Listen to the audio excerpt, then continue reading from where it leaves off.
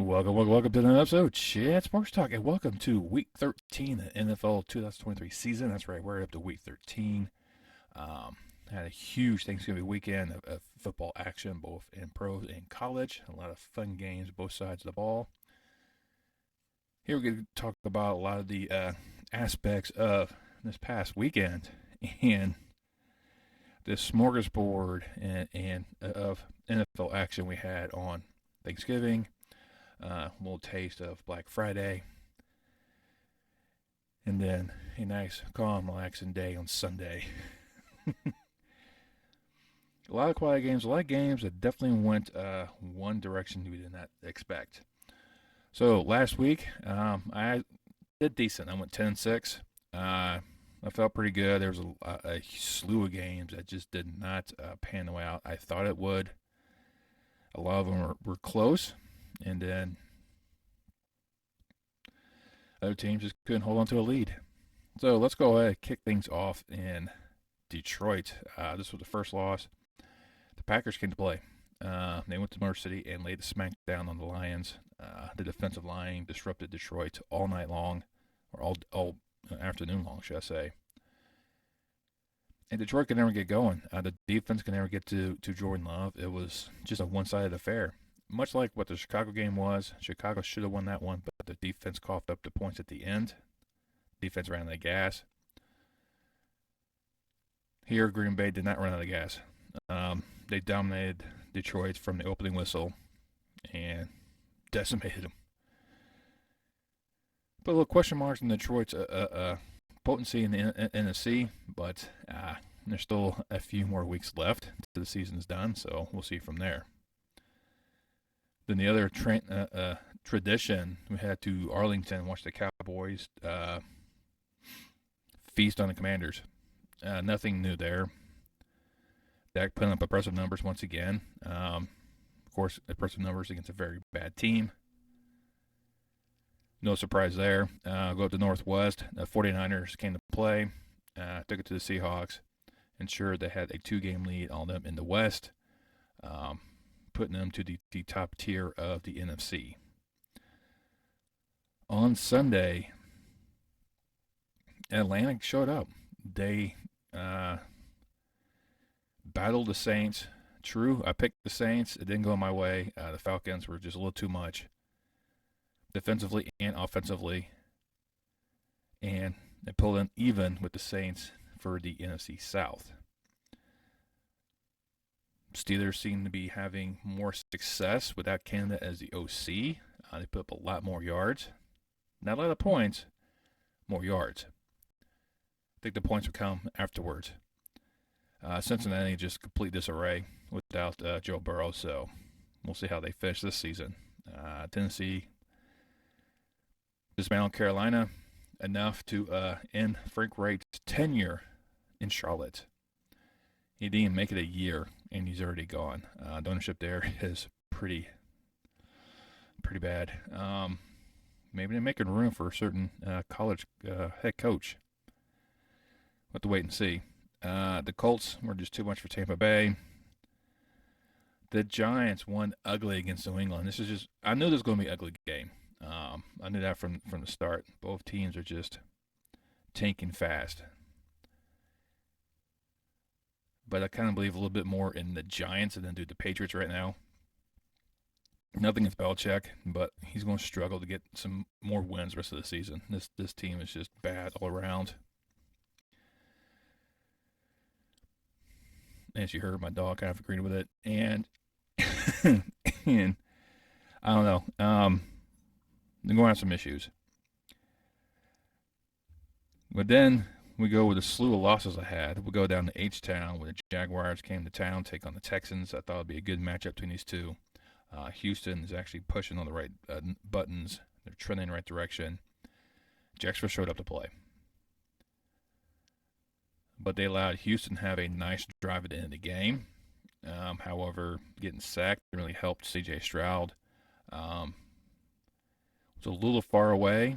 The kicker booted it. I mean, if he was a yard or two closer, he would have made it. but he hit the front and the bottom crossbar, and that was it. Jacksonville escaped Houston with the victory. But nothing to hang your hat on for Houston. They put up a fight, and Houston might make a nice run for the playoffs. Then the Mile High City where the Browns came to town. I went with the Browns because I kind of how they were trending. However, quarterbacks are being an issue right now in Cleveland. And they couldn't capitalize on certain opportunities. Denver made the most of success. Russell Wilson is beginning to cook. They're beginning to believe in the Sean Payton way. And Denver continues to win. Then we went out to Glendale, where I thought the Cardinals would get the better of the Rams, but the Rams look like they're starting to get back in the swing of things again. We'll see if that continues. For Arizona, I know there just seems to be a lot of issues right now with that team. And with Murray and Connor back, it doesn't look like it's going to be much of a help for the Cardinals. So we'll see how that kind of goes from there. Then the Chiefs went to Vegas, struggled early, which I kind of figured. That's AFC West. They do that to each other. But then they clicked it. They turned it on in the second half. This has been a team that's struggled in the second half the past 3 games. Here they turned it on and just blew the doors off the Raiders, escaping Vegas with a W. Then Buffalo heads to Philly in a huge showdown. My Super Bowl preview coming up. Buffalo took it to Philly. Josh Allen's doing everything he possibly could. And it came down. They went to overtime. I mean, Philadelphia was able to make another drive at the end of the game and send overtime. Very similar to the couple years ago in the playoffs from the Bills in Kansas City. They got the ball first in overtime and played for a field goal. Then tried to punch it in for a touchdown to end the game. They played for the field goal. And then Philly was able to drive, and Jalen Hurts was able to walk into the end zone, beating the Bills in overtime. One heck of a game. Definitely a game that I knew was going to go that type of direction, how these two teams are built, how these two quarterbacks are. I think they're destined to face off in the Super Bowl at least once. I'm hoping this year to prove myself right. I've yet to do that, but hey. We'll see how things kind of go from there. Then we have to SoFi, where the Chargers playing host to the Ravens. The Ravens were just enough to beat the Chargers. That entire team right now is complete shambles. The defense looks solid for the most part. The offense just sputters. They have flashes of greatness and then just sputters. So I think it's going to be a huge coaching change in LA once the season's done. I foresee the ownership just cleaning house and just getting rid of everyone. Even though they brought in a new OC, the same issues he had in Dallas, he's showing in LA, and actually his offense is worse in LA than it was in Dallas. So I don't know if Bollin's the right choice, but something has to change for the Chargers for them to move forward. Maybe they're looking at a certain college head coach as well. And then Monday night, heading to Monday night, I was 10-5. I was thinking it's going to be a one-sided affair. Joshua Dobbs had his great run. Did well against Denver. The defense just fell apart on him. But, he came up with a superior defense. The Bears defense has been playing well the past couple of weeks. Keep the Bears in games, but kind of falter in the end. The Bears offense still struggled. They scored 0 touchdowns, which is something that, they're like 0-29 without scoring a touchdown to win. Eberflus has not won against a division foe since he took over. I mean, there's a lot of things pointing against Chicago in this game. I kind of look at it as, I think, Minnesota's going to have them, but not having, I think it was Jefferson. Key turnovers once again. Justin Fields coughed at the ball on a fumble, being a little careless running with the ball. But the defense stuck it out, held. Minnesota to 10 points. Now, if the Bears could turn those field goals into touchdowns, I think we'd be seeing a different tune. Those only field goals, but they end up winning in Minnesota, 12-10. Great baseball score between the Cubs and Twins. Anywho, but like I said, I went 10-6, not bad. Teams starting to separate, starting to get some good matchups coming up. You still have some lame ones. But let's go ahead and kick off week 13. 6 teams will be off this week. So it'll be a lot fewer games to cover. So this should be a little quicker video. Let's kick things off for Thursday, when we head back out to Big D once again, playing on Thursday. And they get to host the Seattle Seahawks. Now, Geno Smith and company got to come in and try to rebound from their letdown at home last week. Dak and the boys going to look to continue. Micah Parsons is still one of the premier defensive players this year. He'll probably be that way for many years. And I think Seattle has shown they struggle against a good defense. The 49ers have a good defense. The Cowboys should make a good statement here once again. I think Dak will struggle a bit. There's a little bit better team than the Commanders. So his numbers won't be as impressive. He'll still have good numbers. He may throw 1 or 2 more interceptions. But I have a feeling Dallas should come out on top on this one. No problem. Right now, the line is 9 at the time of recording this video. I'll go more 7. I think a good 7 is a good solid number, but I think 9's a bit generous. But I'm not going to push back that too much, but it's definitely Dallas. Then Sunday, we're going to head to the Music City, where the Titans play host to the Colts in a AFC South clash between these two. And it really depends on which team shows up.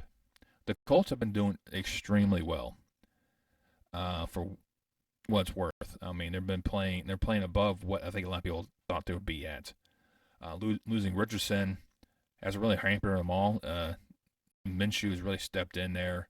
His role is taking control once again, like he did a few years back with Jacksonville.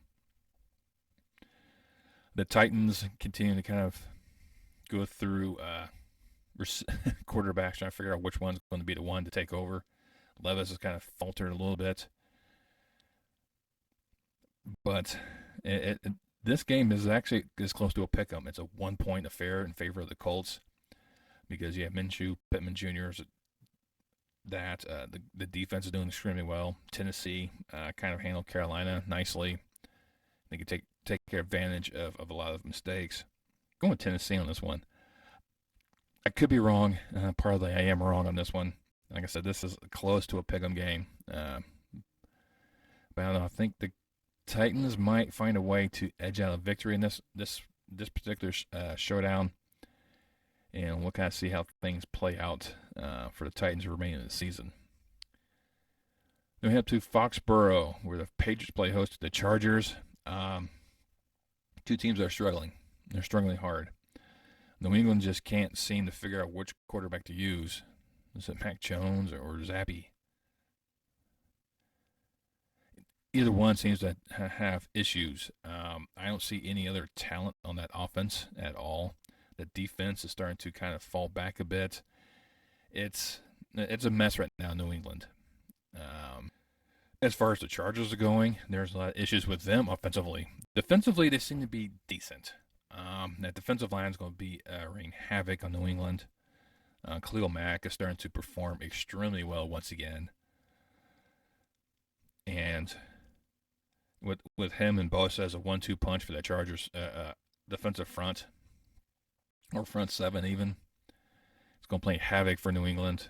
And I think New England has enough talent on the offense to be able to withstand New England's, or the Chargers have enough talent on the offense to withstand New England's defense. There we go. And right now the line is Chargers by 6. I'm going with the Chargers, but I'm going to push back. I'm going to push it back to 3. I don't know. There's just something about this game, these 2 teams. I just don't know which version is going to show up. I really don't. I think Staley is trying to play for his job. or coach for his job, should I say, because he has been a serious letdown. He may still not have a job at the end of the year, but yeah, this is going to be ugly. It's going to be ugly, but we'll give it to the Chargers. Then we head down to the Big Easy, where the Saints play host to the Lions. Now, the Saints struggled against the Falcons to kind of come up with any sort of game plan to kind of falter or counter the Falcons at all in terms of offense. And they get this Detroit offense who got manhandled by Green Bay. So they're looking to take out their frustrations. Saints defense is not as good as Green Bay's. They'll disrupt Detroit for a bit, but I think Goff will find ways to finally make those adjustments to get the ball out. I think that Lions defense will take advantage of the Saints' offensive woes, and especially that line, get some key turnovers. Detroit's favored by 4. I think it might be actually more, so I don't mind those numbers. I'm going with the Lions to rebound. Then to the Big Apple, where the Jets play host to the Falcons, and the Jets, this team, they had such high hopes coming into the season, only to watch that go away after the second offensive play in the first game. And they go right back to where they were last year. You've got a new offensive coordinator, hasn't changed a thing. The problem with the Jets, no offensive line. They have talent. Zach Wilson, if given the opportunity to play, has shown he can play. However, he spends too much time running for his life because the offensive line is just bad, and then he makes bad reads. I mean, he's had other guys open in the flat and just overlooks them and goes somewhere else that's triple covered. He doesn't go through his progressions very quickly. It's part of the problem. Something I guess you can't coach out of him. I guess, but there's a lot of issues with the Jets right now in terms of quarterback play. Boyle's going to be the starter. We'll see how that one kind of plays out for them. Atlanta showed up against the Saints, but they'll have a stiffer defense to take on with the Jets. Right now, Atlanta's favored by 3. I like that. It seems to be right in Atlanta's wheelhouse. Either hold somebody off or win by that last second field goal. So I like the Falcons in this one as well. Then we head to the Steel City, where Steelers play host to the Arizona Cardinals. I think the offense for Pittsburgh should continue to impress and progress and evolve and actually start, seeing Pickett and Pickens generate more connection. You should see Najee Harris get more touches with the football and go back to ground and pound with the balanced aerial assault. I think it's going to happen. Arizona is just one of these teams that will find themselves in trouble. Kyler Murray's going to be run away from TJ Watt to see who wins those foot races there so often. Be more Murray than Watt, but Watt will get him eventually. Right now, Pittsburgh's favored by 5.5. I see no issues in that either. Steelers. Then we head to the nation's capital, where the Commanders play host to the track and field team of the Miami Dolphins. Miami's favored by 9.5. Yep. I'm not going to spend too much time on this one. This is, I think, Tua Tagovailoa is going to find some nice passing lanes to throw into, and the Dolphins defense should have fun against Sam Howell, and it's going to be one-sided affair. Miami's favorite, like I said, by 9.5. Not pushing back. Defends. Then we head to H-Town, where we have 2 surprise teams going at it. The Houston Texans are playing host to the Denver Broncos. Both are 6-5 right now. Both are running pretty good teams right now after struggling to begin the season. Denver started the season 1-5. They've been undefeated since. They win ugly. There's no no doubt about that one. They do not win those pretty games, but they find ways to come back. Looks like Russell Wilson's buying into the Sean Payton offense and the Sean Payton way, and the team's starting to click. And Russell's able to hit those receivers, thread the needle, run when he has to. The defense has stepped up. It's starting to come back to life. And Houston, surprise team right now with CJ Stroud at the helm. I think hands down, offensive rookie of the year. It may be getting a few votes for MVP. But he's taken this team that has been a dumpster fire for years and given it new hope, new life, especially with the new coaching staff in place. So everything with Houston starting to look in the right direction. So which one is going to falter in this particular scenario? And for me, it's kind of hard to really pinpoint. I mean, the way Denver's been handling things, they falter early, but then they come back and beat you in the end. And Houston's one of these teams that just won't go away. You saw what they did against Jacksonville and almost sent in overtime, but couldn't quite get there. I have a feeling it's going to be the exact same way here. Houston's favored by 3.5. I get that. I understand that completely. But I'm going to play a little devil's advocate here. I'm going to take Denver. I think, like I said, this is going to be a very, very tight race. By close quarter combat type of scenario. I mean, you give your cliches here for how close this game is going to be. This is what it's going to be. It's going to be those last second drives. Who gets the ball last? And which defense can step up and stop a last minute drive. But I'll give it to the Rari veteran and both the coaching and the quarterback. I'll give it to Broncos. But I think it's going to be less than 3.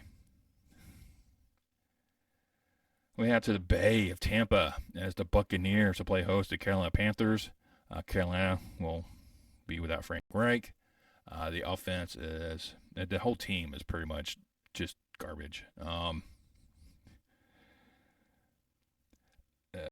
Tampa Bay fell short up in Indianapolis. They always seem to take one step forward, 3 steps back. They can't seem to get out of the way. And Baker should put up some decent numbers against Carolina. And right now, Baker and the Bucs are favored by 5. I'm going to go push back on that one, Tampa Bay. And they have the Tinseltown. This time the Rams are playing host to the Browns. And it's which Browns team is going to show up. It really is. And which Rams team is going to show up. Because you get the Rams team that took on the Cardinals that looked very impressive. But you look at the ones that take on the 49ers or the Seahawks, and not so much. And the Browns team did well against Denver first and then just faltered at the end. For this one, I went back and forth right now. The line right now favors the Rams by 3.5. I think it's because of quarterback play right now in Cleveland. It looks like DTR is out. So down to quarterback number 3. Myles Garrett looks like he's injured. The Rams are starting to get some of their players back. So I can see where these things are going, and I don't take the Rams to knock off the Browns in a close affair as well. Stafford not doing very impressive numbers, throws a lot of picks, but he's thrown to a bunch of no-name receivers basically, and seems to be doing very well. Because he doesn't have his favorite target, Cup. Cup's been things back on the IR or injured again, or is very limited in play. But he seems to find ways. Nakio is definitely another guy to be considered for offensive rookie of the year. You know, his numbers are not super impressive, but he's been a security blanket for Stafford. And looking at that, I think the Rams will find ways to get around that Cleveland front, and that's going to be the big issues at the Cleveland front. If they can survive that and make those nice connections, I think the Rams should be able to win. And that pushes back on the line, Rams. Then City of Brotherly Love, once again, the Eagles taking on another quality opponent. This time they get the 49ers to come in town. Now they struggle against the Bills and won in overtime. They struggle with Kansas City. but ended up winning that one. Come from behind even to beat Kansas City. So Philadelphia is showing their fortitude, even coming from behind to knock off teams, finding ways to win, finding ways to adapt. Maybe don't do the Beverly shove. Maybe they just let Jalen Hurts just kind of do a RPO and just see that, hey, zero blitz, no one's covering me, I'm gone.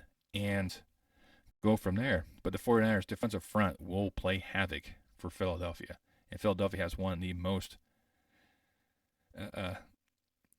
best offensive lines in the league.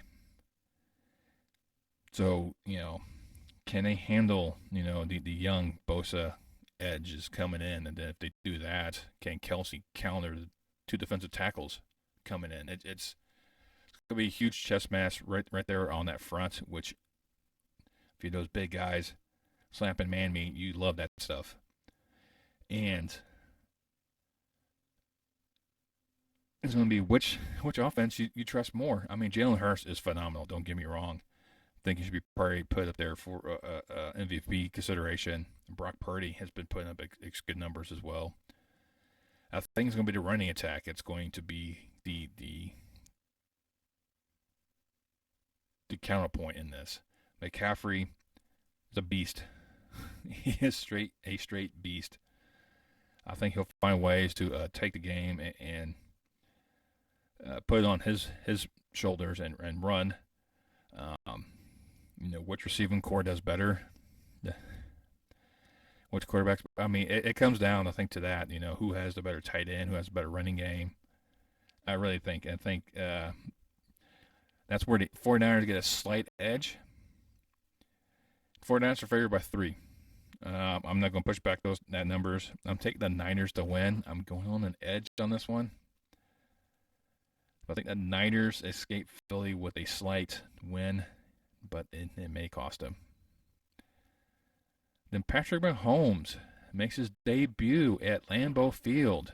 That's right. Mahomes never played in Green Bay. He gets his shot against a Green Bay team that is running high right now with dreams of playoffs dancing in their head. Can Jordan Love get past Chandler Jones and do some damage against that Kansas City defense, who seems to be doing extremely well? Can the Kansas City offensive line handle that Green Bay defensive front that just dismantled Detroit? There's a lot of interesting matchups. Can Kelsey get back into the mindset of catching footballs and holding on and scoring touchdowns once again? Can other receivers step up and make plays? Can Pacquiao continue to be a good counterpoint for the Chiefs offense? There's a lot of things you got to look at, and being a football fan, I like where the Packers are going. As a Bears fan, I hate it. I hate the Packers are starting to get things back together so quickly. It takes Bears, a decade to do it, and Packers can do it within half of a season. But the Chiefs do extremely well on the road, and I think that's one of the highlights for them. And they like to win away from home, which is kind of weird. And they're favored by 6 right now. From the time this video is being recorded, I'm going to definitely push back on that. Green Bay is going to play tough. I think it's going to have to do what they did against the Raiders. They've got to come back in the second half. Struggle in the first half, come back the second half. I think it's going to be a repeat of Vegas. I'll give it to the Chiefs, but I'll go say they're going to win by 3. And then Monday night, it's going to be a cat fight. Right down there in Jacksonville. We have the Jaguars taking on the Bengals. The Bengals definitely do not look the same without Joe Burrow. Browning just had a hell of a time against the Steelers. So I'm not sure he's going to be up to the mustard to take on the Jaguars defense, because they're just as good, especially that front. And you look how they played against Houston with a good quarterback in charge of that team. Browning is has some talents. There's a lot of weapons on that Cincinnati offense. So the Jaguars got to find ways to kind of counteract, Jamar Chase and Mixon as well, to try to corral Browning in that backfield, make sure that he doesn't have time to make those reads and get the ball out. Right now, Jacksonville's favored by 8. I'll push back a little bit. I'll go 7. Part of me just being a little more conservative in terms of those numbers. But I think Jacksonville is going to be just too much for Cincinnati. Continue to be quietly becoming one of those top-tier teams in the AFC playoff picture that everyone seems to overlook. But they should probably make a nice splash in this one. Jags. There you go. Those are my picks. Like I said, short week. Only 13 games since you have those 6 teams that are off. So you start seeing the teams going off, starting to dwindle away. Things like 2 more weeks beyond this. And then it's going to be full slate after that. A lot of teams are still battling for those playoff positions, so we'll see how that kind of plays out. Certain teams, see teams how they rack and stack and get to that playoff field. Who's going to be the number 1 teams in this conferences is really hard to tell. Right now, Baltimore has the AFC, Philly has the NFC. Only time will tell how these teams continue to play against each other. And you let me know down below which game you're looking for this weekend. Which pick do you think I got completely off? Are your preseason Super Bowl picks still available to make an attempt to make a Super Bowl run? Is your team available for playoff positions? Mine's not. Anyways, let me know down below why you're down there. If you like what I provide you, go ahead and hit that thumbs up.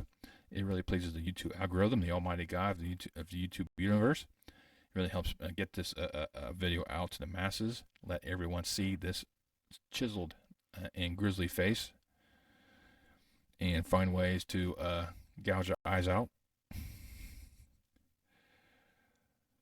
Another thing you do, which doesn't cost anything to you. I mean, this time of year, everyone's looking for something to save a little money. Subscribe to this channel. It costs you $0, €0, €0 absolutely nada, zilch.